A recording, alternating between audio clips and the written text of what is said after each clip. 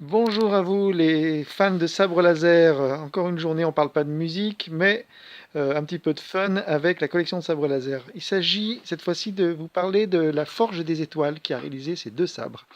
La Forge des Étoiles, qui est une petite compagnie tenue par quelqu'un qui s'appelle Raphaël, française, qui réalise énormément de costumes, enfin des choses assez extraordinaires. Vous pourrez le trouver facilement sur Internet, et qui m'a réalisé ces deux sabres de combat qui sont bien étudiés quand même pour pouvoir se battre. Particularité de ces sabres, ce sont des conversions très bien faites et très bien pensées. Ici, vous avez un Hasbro récent, la première version, qui est un peu plus massive que la nouvelle version. Donc version dite du réveil de la force, voilà. Et ici, vous avez un Hasbro qui... Non, c'était un Master Epica, pardon, de 2007, qui était à moi, qui a été converti. Voilà, voilà, enfin, c'est une longue histoire avec ce sabre, mais je l'ai reçu assez récemment. Et c'est une version épisode 4 voilà, de Luke.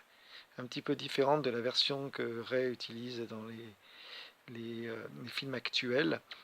C'est la toute première version qu'on voit en 77. Le premier sabre laser qu'on a vu, c'était celui-ci.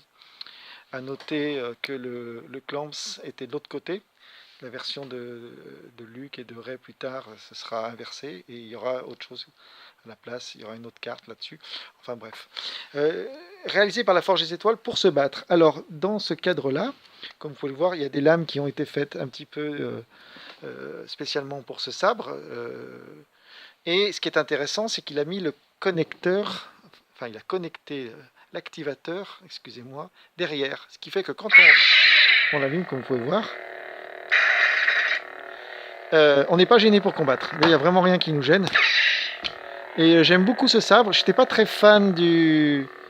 J'étais pas très fan de la crossguard, là, ce qu'ils appellent en anglais, enfin de la garde, quoi. Mais finalement, en fait, ça fait un sacré effet et le sabre est assez brillant, volumineux. Il y a différents sons à l'intérieur. J'aime beaucoup ce sabre qui est solide et qui est quand même bien pensé pour un petit peu savonner entre nous.